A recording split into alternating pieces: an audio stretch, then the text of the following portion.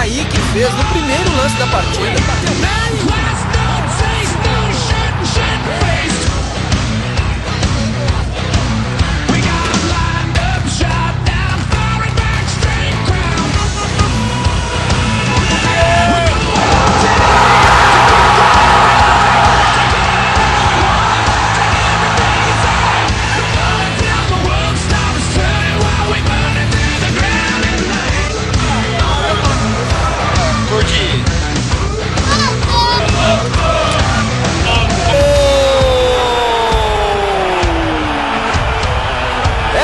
Fabinho, é do Guarani, um lindo gol aqui no Brinco de Ouro.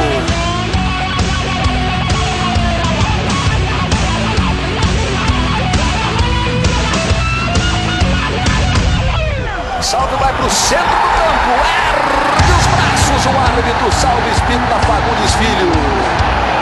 O derby é verde e branco no primeiro turno da Série B do Campeonato Brasileiro.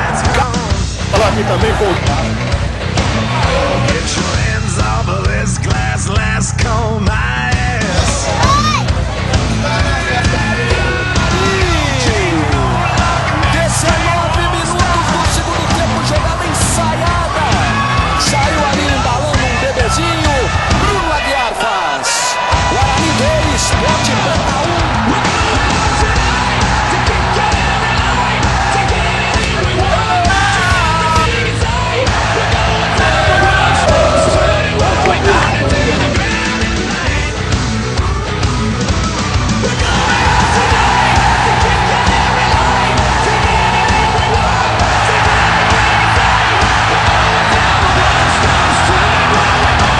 The ground at night.